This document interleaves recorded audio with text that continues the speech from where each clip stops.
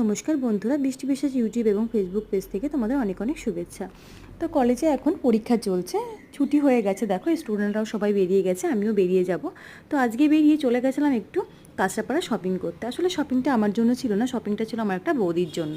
তো দেখো আমরা কোথায় গেছি, আমরা গেছি কাঁচরাপাড়া বিমল শাড়ি সেন্টার। আমার বেশিরভাগ শাড়ি এই বিমল শাড়ি সেন্টার থেকেই নেওয়া। দেখো খুব সুন্দর সুন্দর কালেকশন আছে এখানে।